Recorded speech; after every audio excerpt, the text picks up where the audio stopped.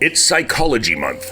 Throughout February, we'll be highlighting the ways psychology shapes our everyday lives and helps us in ways we don't always notice. A ton of those subtle influences happen in the healthcare system, from helping people manage chronic pain to guiding them through a cancer diagnosis.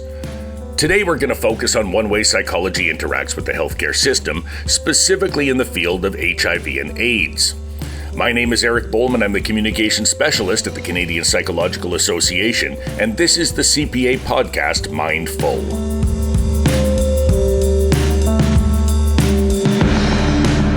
My guest today came to my attention because he won a major award for his life's work, the inaugural Eric Jackman Award from the Royal Society of Canada. From the days when an HIV diagnosis was seen as a death sentence to today, when early detection can result in a long and full life, he has been helping Canadians in a myriad of ways. My name is Sean Rourke. I'm a neuropsychologist at St. Michael's Hospital in Toronto. And you are the inaugural recipient of the Eric Jackman Award. Can you tell me just a little bit about that? It's the very first time that they've given this out.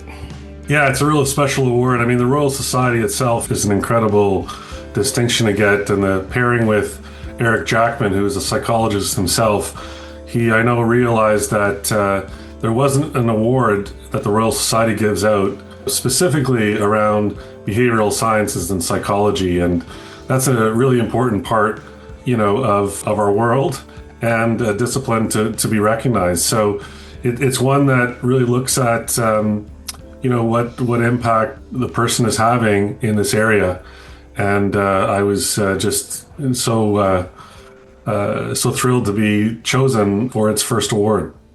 And because you were chosen, I became aware of the work that you've done over the years, specifically in the areas of HIV and AIDS. And obviously there are many connections with psychology, certainly for people who are diagnosed and need that kind of support, but also for public opinion and trying to, convince people to do the right thing. Tell me a little bit about your work. How did you get started in it, and what has it involved over the years? Yeah, I've been fortunate to work in this area for now 3 decades. And over the course of that time, HIV and AIDS is one of those health conditions that really permeates throughout our lives, but all throughout society in terms of, how it affects people and communities and economics and policies around the world. And getting involved in HIV has been, as a psychologist, really sort of understanding a health condition that carries with it, obviously, so much stigma and discrimination that you'd think over the years that it would get better, but there's still so much more to do. There's so much more to learn about how to think about, how having a virus can have such an impact on a person and society at large. So it's, big picture, Eric, it's one of these conditions that you have to know something about a lot of things to actually help to make things better. So that's what I've been doing over the last 3 decades.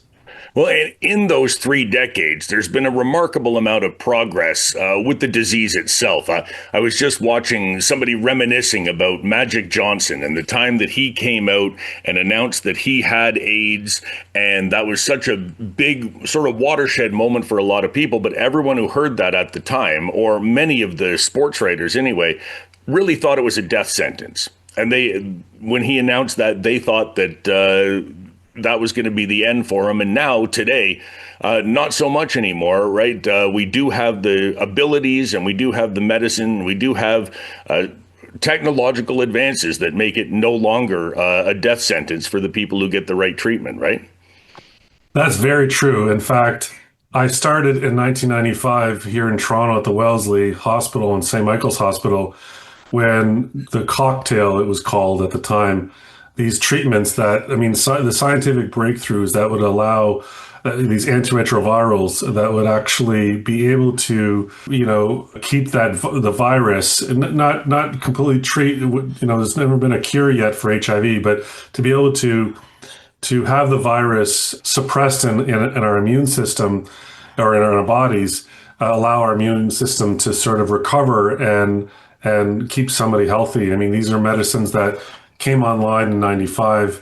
And this cocktail, it was called the triple cocktail, the combination of three drugs, medicines that would really target different aspects of the virus and stop it from doing its damage to the body immune system and lead, people to, if untreated, to develop AIDS-defining conditions and other health related complications and earlier death. So that was an interesting time, and I was recruited at the time to, we had a lot of optimism and 3 decades ago around what would change, make things better for people, but there was a concern around if this was what it would do for the body, but the brain is separate, and there was always complications, cognitive impairments, and dementias that were associated with HIV when people got really sick and were immunocompromised.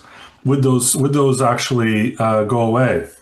And so a lot of my work over the last number of years, when I started, was really to understand, those conditions and how you can, would they go away? I think the short answer to say that when people are on treatment, you can't develop an AIDS dementia anymore, which is really good news. But there still can be these milder conditions that arise from how HIV affects, the whole body system. So we've learned a lot since that time, Eric.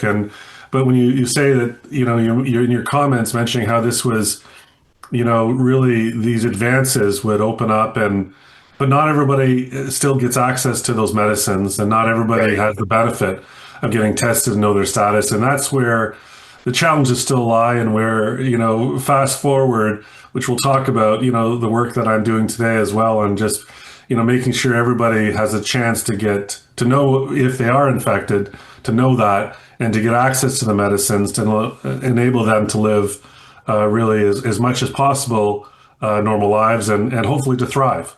So we've learned, but certainly as medicines have been incredible breakthroughs for HIV and AIDS around the world.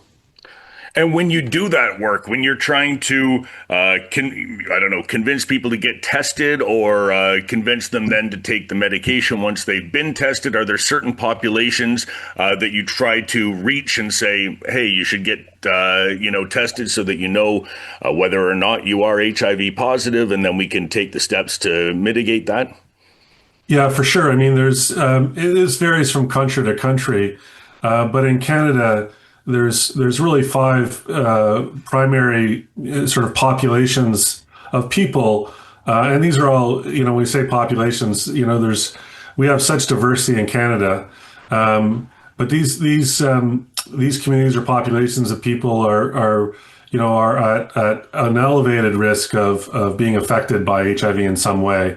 And so we think about early days. The epidemic was really affecting, gay men and men who have sex with men. And that's still the case today and around the world. So that's particularly in a group that, is at higher risk of acquiring HIV, and a group too that has been, stigmatized over the years as well. So it's a group that in Canada, we're particularly interested in sort of helping to support. Indigenous people in Canada are also, for a variety of reasons, because of the social context and communities where they live, are at elevated risk as well. That's the second sort of population.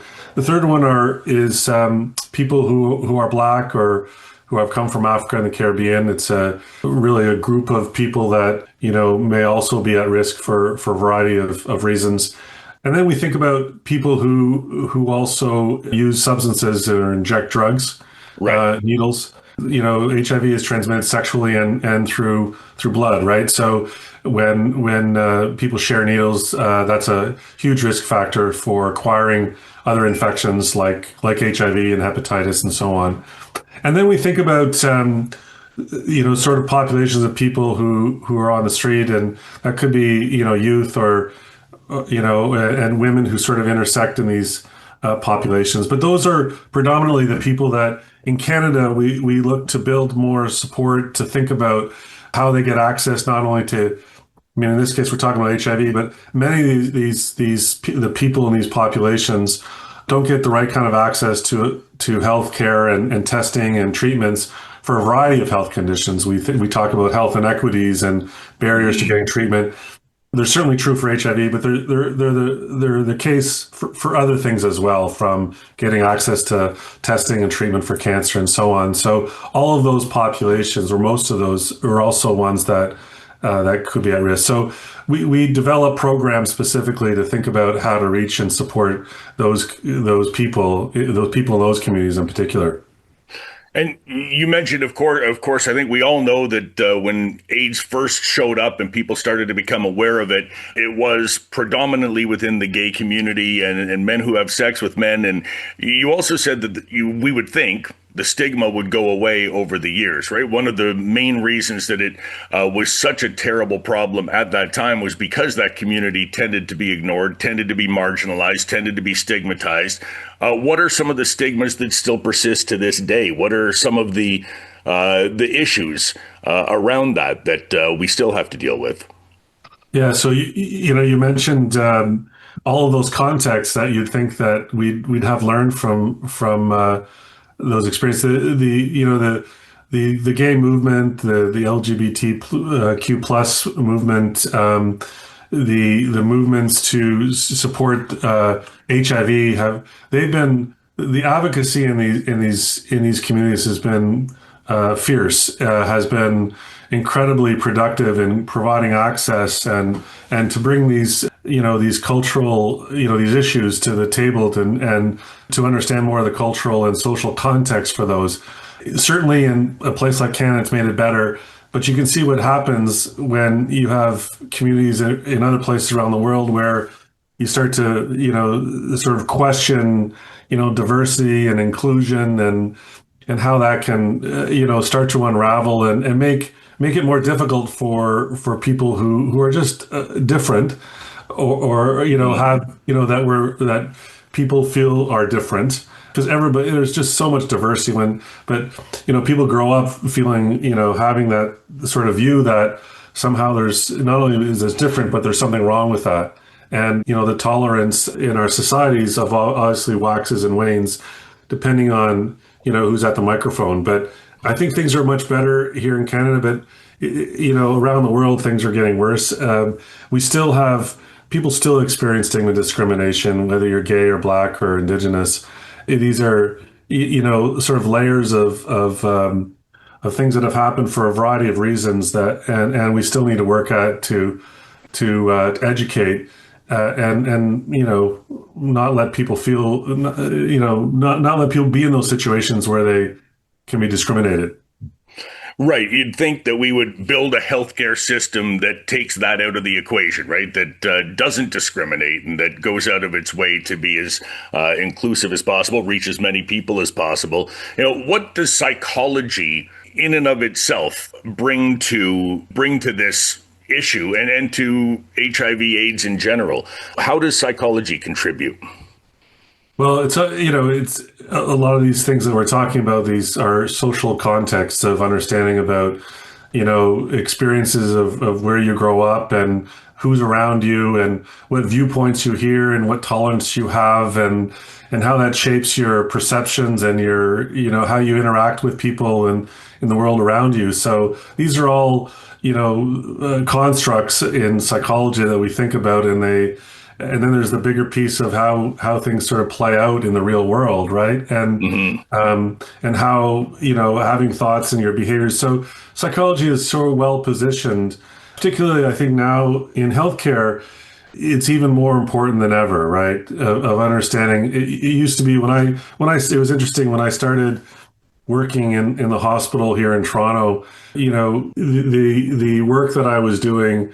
And our understanding of science and the hard stuff, like we'd sort of rely always on, what blood values are or levels of this and how you feel and how, how your perceptions and our mental health are so important. And these are, in many times, more important than some of the hard numbers on, in medicine, right? So Right. there's a balance here, but in my work and understanding cognitive impairment in HIV, for example, like as these medications, as I said, came online, if people were on them, they wouldn't develop a dementia, but they still developed these milder cognitive problems. And, in my work as a psychologist, as a neuropsychologist, and often, so we were studying this, but also providing feedback to the person, the patient, and doctors. And, it was interesting in those contexts of saying, well, the person has mild cognitive impairment. Well, it's mild, it might not be that significant, but that really depends on the individual, right? Who you are, what you're doing, what's your work, and how those impairments, even mild, may impact your life, right? So, I think there's a lot of what psychologists can offer in terms of, what these all mean in with respect to,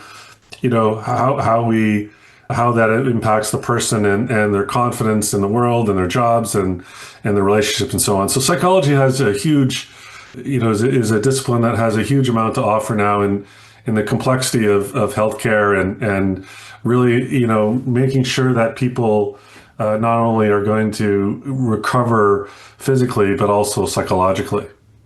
Yeah, for sure. We just finished a podcast episode with Dr. Sheila Garland at Memorial University about how psychology can play a role in the oncology departments and in helping people who are diagnosed with cancer. And it seems like, is something that can certainly be helpful in a myriad of ways. But you were talking about mild cognitive impairment. I'm hoping you can define that for me. I understand what dementia is. I understand what cognitive impairment is, but how do you define that as mild? Is there a scale? Right. So as a psychologist, as a neuropsychologist in particular, my expertise is really being able to use psychometric tests, and psychologists have a long history and development of tests and that are obviously reliable, but also valid indicators of different things that are important in our cognition. So when you talk about cognitive, your brain health or your cognitive health, we think about your attention, your memory, and how you can problem solve. And there's expectations about how well people should do depending on your age and how far you went in school. And so the work that I do is really to understand when things are normal and when they're not.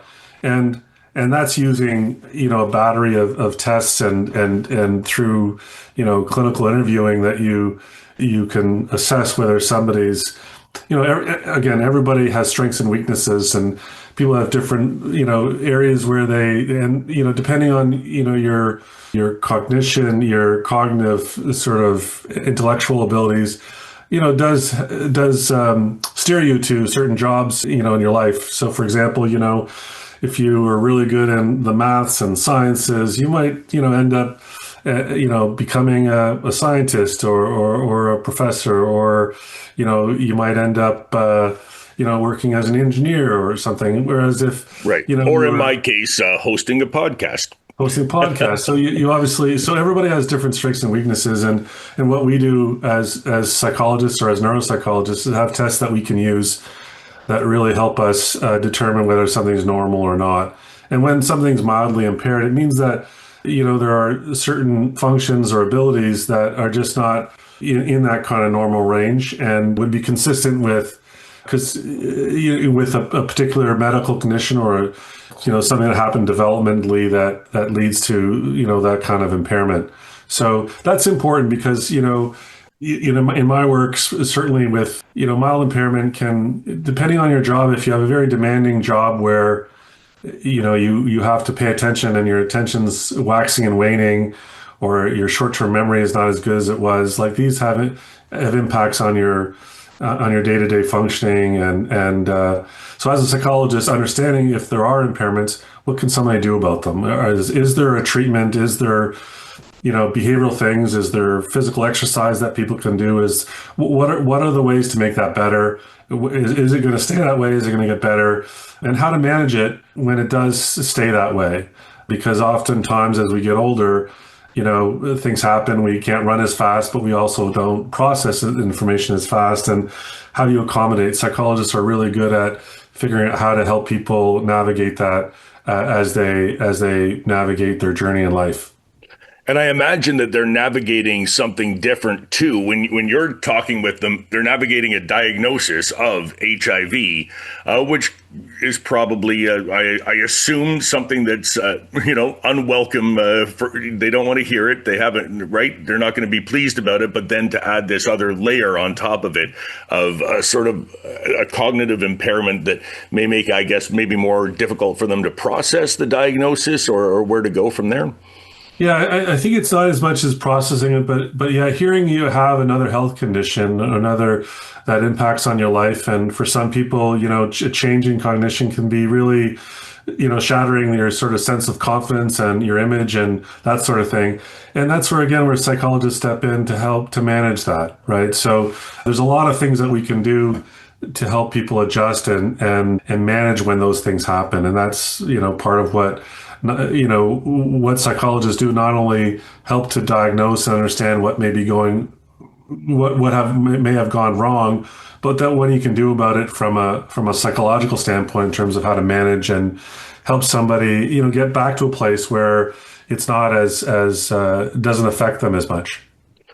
And I'm thinking that you started 30 years ago. I'm thinking, and correct me if I'm wrong, but I would guess that psychology hadn't yet had a really significant role to play in the treatment and the diagnosis and the aftercare for people who were infected with HIV and AIDS, that this was still something a little bit more nascent. Am I accurate in thinking that? I think it's interesting you mentioned that, because I think there's a lot of psychologists that were involved in the very early days, because it was also, remember that people were dying, right? And how to manage that. And you had gay men that were affected predominantly in the early days of the epidemic, and just, managing the social, emotional consequences of that for people, and, tight-knit communities and losing people that you loved. It wasn't often, it would happen that, there would be not just one person that would not live because of the treatments weren't available, but many. So psychologists were involved in the very early days, helping people cope and manage the emotional consequences of people living and dying, and then facing this space where there's discrimination and not the medical system not really understanding how to manage it. That a lot has changed there. I mean, treatments are now very simple and straightforward, and the earlier people get tested, so people can acquire HIV and not know it, and if left untreated will eventually cause significant decrements in the immune system and new other infections, other conditions. But in today's, knowing what we know now, Eric, and knowing that there are still people that don't get tested and know their status, like that's the next important thing for us to work on. It's that access piece, and to make sure people that are infected know it, so they can actually start treatment. Because the earlier people start treatment, the better it is for your longevity and for having less complications along the way. Right. And is that primarily your focus now, is trying to reach as many people as possible? Like, I'm wondering what's different about your job now than it was 30 years ago. What do you do now that you couldn't have imagined doing when you first started? Right. So, I think a lot of lessons learned along the way, and in meeting with, it's a remarkable place to be in when you're, working with thousands of people and assessing them and helping them, with these assessments that we would do with cognitive assessments, helping people better manage. You learn a lot about context and diversity of how people are affected, and along the way, Eric, I got more involved in thinking about what are the barriers that are still preventing people from getting access to not only the care that I was providing, but some of the basic level things of just getting tested and getting access to treatment.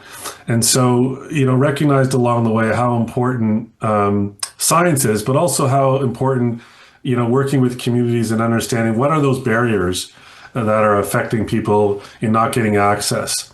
And so there's a lot of structural barriers, things like racism and working with communities, indigenous communities, and there's a lot of context with the residential school system and colonization that have created situations where the health system doesn't really work for them.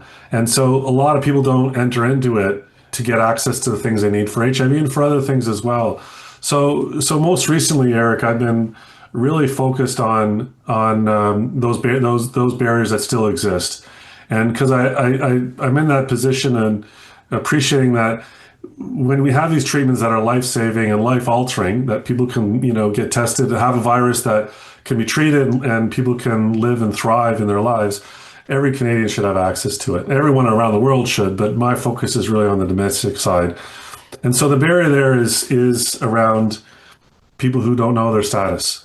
And so, we've done a lot of work now in thinking about how to reach people who are not getting tested.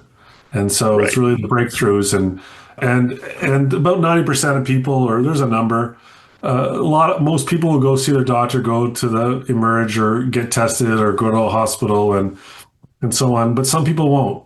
And so my work has been predominantly focused in the last 5 years on those that aren't going to, how do we need to build a system, a public health system that connects with community and interacts with the health system so that people can get tested, they can know their status, and then make sure they get access to these life-saving treatments, and so they can move on with their lives. So that's where I've been working, Eric, and predominantly the last 5 years. And how do we do that? What are some of the ways that you've been able to reach out to communities that need it, to people that, should at least get tested to know their status and that sort of thing? What's some of the things that have worked? So I was really struck by the fact that we rely on a system for people to go into it and to get tested and go to a lab and then turn to see what's happening around the world and in other countries. And there were tests that people could do at home or could be given by a healthcare practitioner in the community, and where you could actually, in places where you're feeling safer to be tested, right? And so those are in community or by yourself. So having a test that you could do on your own, a self-test. And interestingly enough, when we realized this, the governments in Canada had not worked on working with manufacturers to have tests that were available for many years around the world, so people could actually go test at home.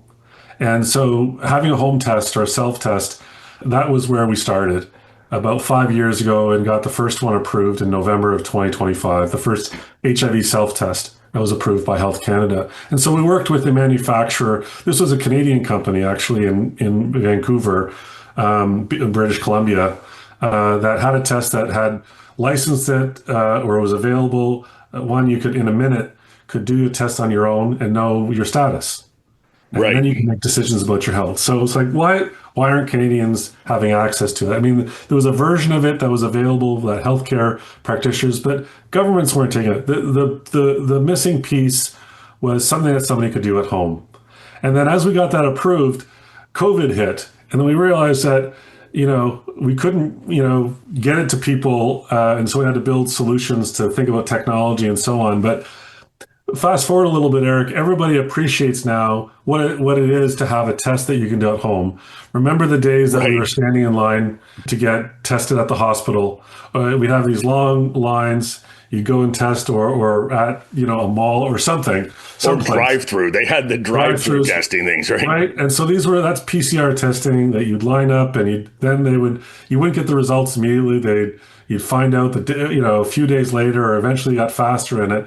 But all of that changed when there was a test that you could do at home, and that people could then make decisions about their health and well-being, of whether they should be sort of restrict access to connections with their family, whether they should go to work and so we've all learned now how important that is. So that's what changed a lot in the last 5 years. And so we've been working at there's 4 tests that are approved.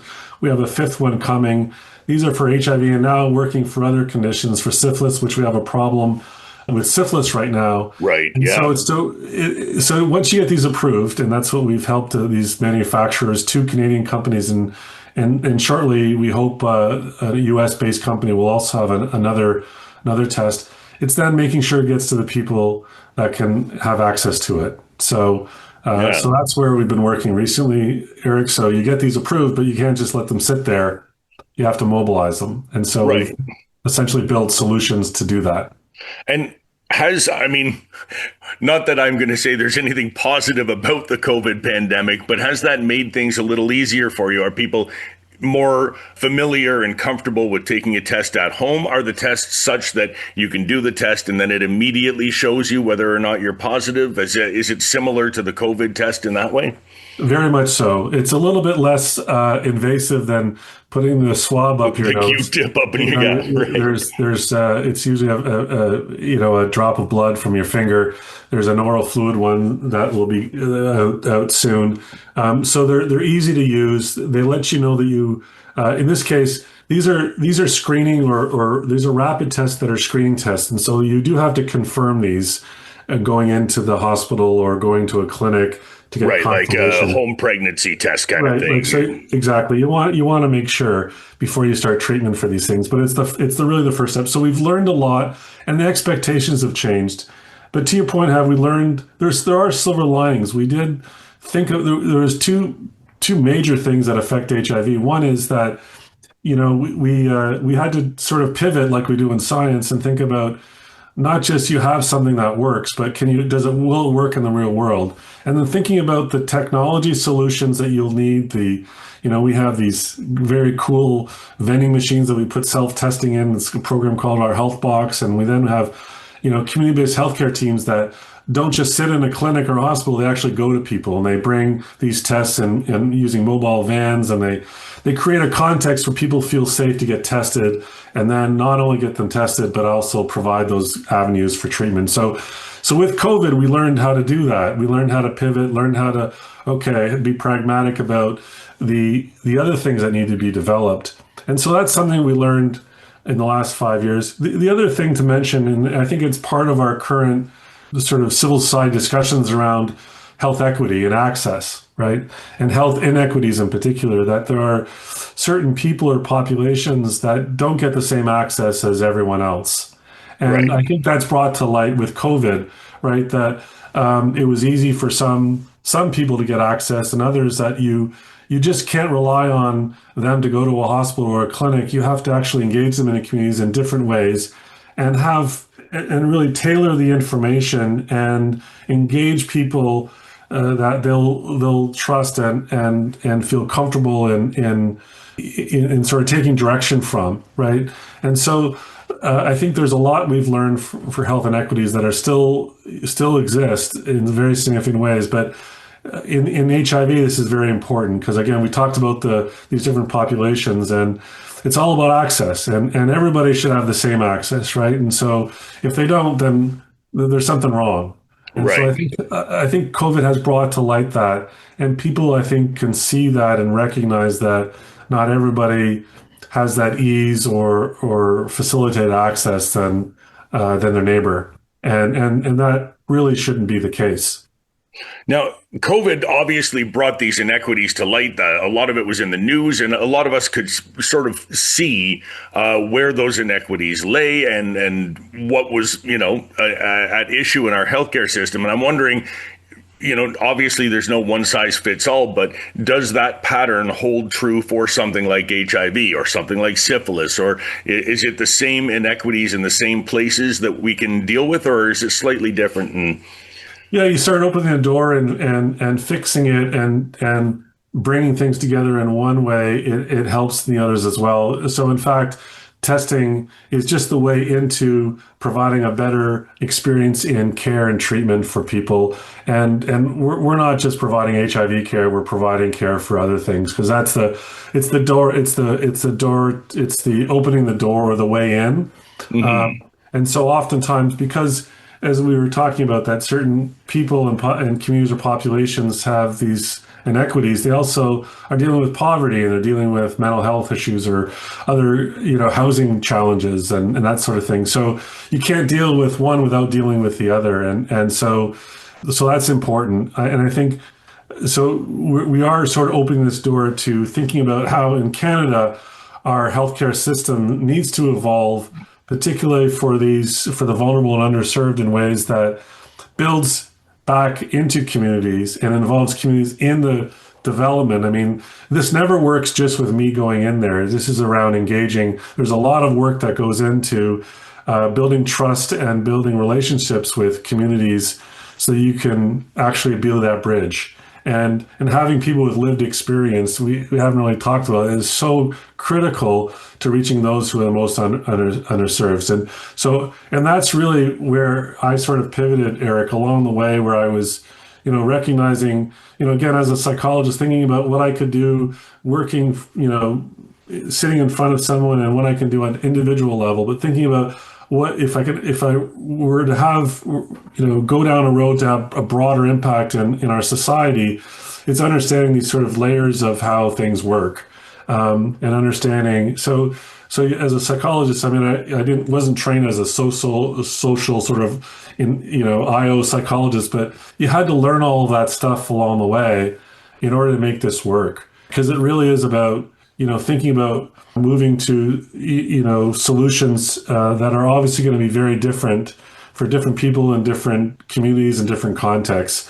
And that's where I think as a psychologist, you learn about that diversity and you learn about complexity and thinking about how, I see myself as a psychologist, not only just trying to understand what the problem is, but also what to do to make it better. And so whether you're working with a person or a group of people or a community, you can apply those lessons learned as a psychologist. It's just a broader view of context and understanding the layers that you need to think about to really make it work. So the one thing I should point out is that all doesn't happen just from going out there. It really is about building, these, building relationships with government and policymakers and, right, and communities. And if you do that, it works. And this is what's really so exciting, Eric, and the work that I'm doing and the recognition for it is that this is a way forward, not just for HIV, but for the other health conditions that many Canadians are faced with that aren't getting the care and treatment that they deserve as Canadians in a healthcare system that's universal. And so it's exciting to be recognized for that. By the same token, what we're learning and what we're doing has applications more broadly for for communities across Canada and for other health conditions. Every decision in healthcare has ripple effects. Determining what those effects might be, learning from the way people have responded in the past, and putting together a plan for how those results can inform other areas in the future are just some of the ways psychology works closely with the physical health community. Thanks to Dr. Sean Rourke for joining me today, and to you at home for downloading, streaming, and sharing today's episode. Our next Psychology Month episode will be published 1 week from today. Mindful is written, hosted, and published by me, Eric Bowman. Our editor and producer is Jamie Montgomery, and our theme music is Avenues by David Taylor.